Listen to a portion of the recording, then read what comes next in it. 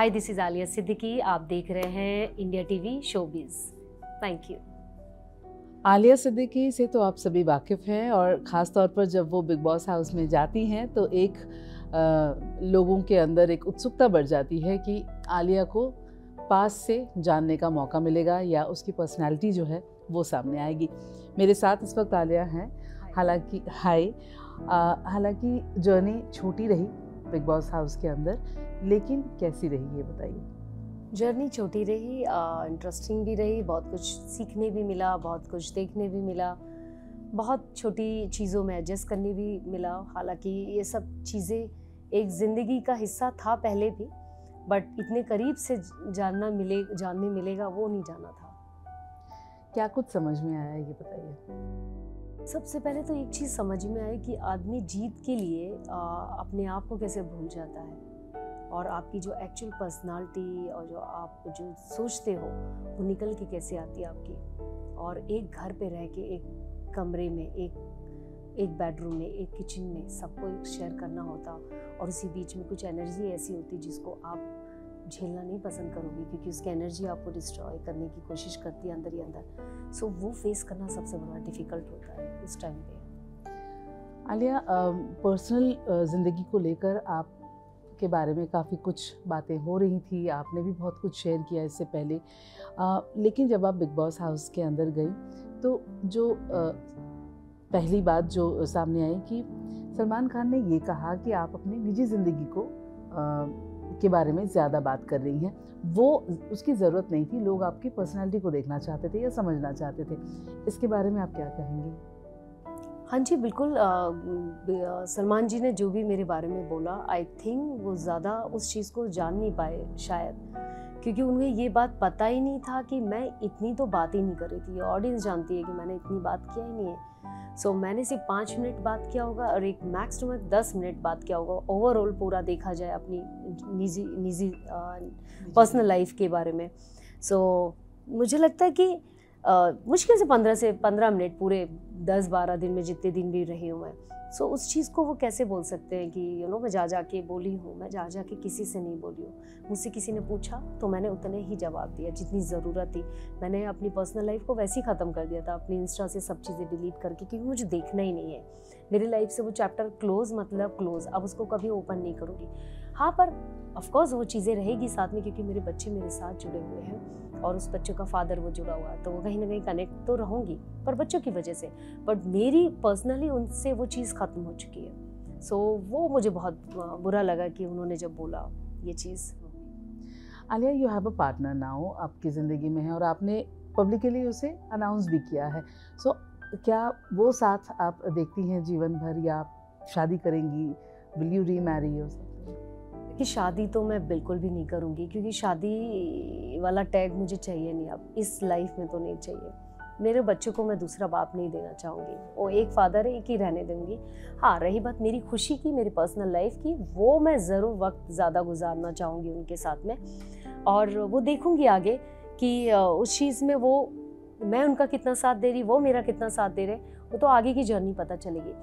फ़िलहाल इस वक्त तो मैं बहुत खुश हूँ और हर मोमेंट को जीती हूँ मैं, और जब मुझे लगेगा कि ऐसी चीज़ें आगे नहीं हो रही है तो शायद स्टॉप कर दूंगी। आगे का तो मैंने कुछ आगे और कुछ नहीं सोचा है। तो क्या इस रिश्ते ने आपको स्टेबिलिटी दी है मेंटली? हाँ, बहुत खुशी दी है, हर तरफ से दी है।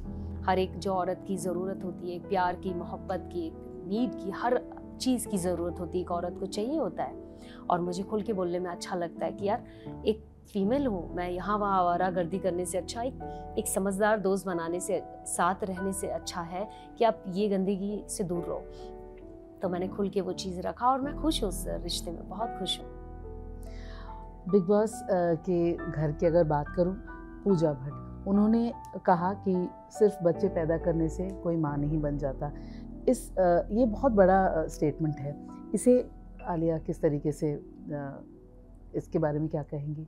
देखिए, मैंने कहा कि मैं सब औरतों को टारगेट बिल्कुल नहीं कर रही हूँ, मैं पर्टिकुलर पूजा जी की बात कर रही हूँ। तो कुछ औरतें ऐसी होती जो माँ बनने के बाद भी अच्छी माँ नहीं बनती है, और कुछ औरतें ऐसी होती जो माँ नहीं बनने के बाद भी बहुत अच्छी माँ बनती है, पर कुछ औरतें ऐसी होती जो माँ बन ही नहीं है कभी बनी नहीं है, या ईश्वर माफ़ करे मुझे, मैं ऐसी इतनी बड़ी बात नहीं बोलना चाहिए मुझे, बट शायद उन्होंने वो फील नहीं किया माँ वाली फीलिंग्स, और वो फील कर लेती तो शायद वो मेरे दुख को समझ पाती कि किस मुसीबत से ये औरत आई थी। मैं विक्टिम कार्ड खेलने नहीं आई थी, मैंने अपने पति की सारी चीज़ें खुद छोड़ के आई हूँ कि मुझे आपसे कुछ नहीं चाहिए।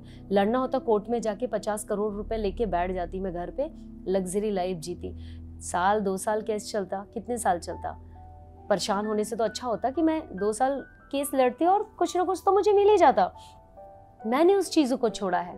मैंने उनसे बोला कि मुझे कुछ नहीं चाहिए, आप मुझे एक घर दे दो भाई, क्योंकि मैं बहुत सारे लोगों के कर्जे हैं जो मुझे देने हैं, जो मेरे खुद के लोगों के हैं। सो मैं अपनी जो कमिटमेंट है लोगों को दे के वो अपनी ज़िंदगी में सुकून से गुजारना चाहती हूँ। उसके लिए मुझे घर वर खुद के लिए नहीं चाहिए, मैं दूसरों के लिए चाह रही थी। और दूसरी बात ये कि मैं जिस तकलीफ़ से गुजर के आई हूँ और उस चीज़ को मैं ज़्यादा रिपीट नहीं करना चाहूँगी, बट अपने बच्चों के साथ वो दुख मैंने झेले हैं।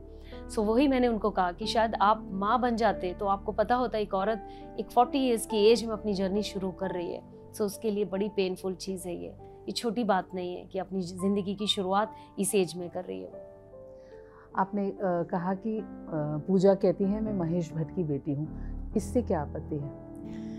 देखिए, वो विक्टिम कार्ड जब खेल रही थी, उन्होंने कहा मुझे कि तुम विक्टिम कार्ड खेली हो, जबकि विक्टिम कार्ड तो ऑडियंस दुनिया देख रही है कि आप बार बार चीख के चिल्ला रहे हो कि मैं महेश भट्ट की बेटी हूँ। मैंने नहीं बोला कि मैं किसकी क्या हूँ, आप चिल्ला चिल्ला के बोल रहे हो। तो विक्टिम कार्ड तो ये ऑडियंस बहुत स्मार्ट है। आप पूजा भट्ट हो यार, आप बहुत ज़्यादा, आपने अपनी शख्सियत, आपकी खुद की आपकी शख्सियत बहुत, खुद ने आपने बहुत कुछ किया है, आपको जताने की ज़रूरत नहीं है। आप इस जगह पे आके इतनी छोटी बात करके जा रहे हो। महेश भट्ट जी की एक अलग मुकाम है, आपका खुद का एक मुकाम है, तो आपको क्या ज़रूरत है महेश भट्ट का नाम लेने की? तो विक्टिम कार्ड तो आप खुद खेल रहे हो।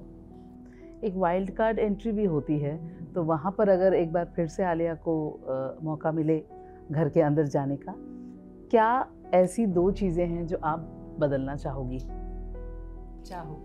2 लोग को मैं 2 लोग को ऐसे बदलना चाहूँगी यार। बदल तो किसी को कुछ भी नहीं पाने वाली मैं, क्योंकि जो जैसा है वो वैसे ही रहने वाला है। हाँ, मुझे नॉमिनेट करना पड़ा या ऐसा कुछ हुआ तो मैं वो ही कर सकती हूँ, और मेरे हाथ में कुछ नहीं है इस चीज़ें। किसे नॉमिनेट करूँगी? ऑफ कोर्स पहले तो सबसे पहले फलक करूँगी, फिर पूजा जी को। फलक के साथ तो काफ़ी कुछ हो गया, मतलब मिसअंडरस्टैंडिंग भी हुई, झगड़े पूजा के फलक तो मैं बड़ी कंफ्यूज है। एक जगह वो मुझे बोलती है कि आप बहुत अच्छे हो, आप बहुत इमोशनल हो, बहुत केयरिंग हो, ये अगेन आप बोलते हो मैं आपको जानती नहीं हूँ, आप कंफ्यूज हो, आप ये, फिर अगेन मुझे आप जेल पहुंचा के बोलते हो अरे आप बहुत अच्छे हो। भाई तुम पहले बता तो दो तुम क्या हो, क्या तुम सोच क्या रहे हो मेरे बारे में, खुल के तो बोलो, एक ही जगह बोलो। तो अगर आप वापस गई तो आप एक कन्फ्रंटेशन तो होगा फलक के साथ। 100%, एक नहीं 50 होंगे अब तो। Thank you so much. Thank you so much. मैं उम्मीद करती हूँ कि आप एक बार फिर घर के अंदर जाएं और जो कहते हैं ना वो गोटियां सेट करने की बात होती है, कुछ आगे पीछे हो, कुछ नया हो जाए। Thank you so much.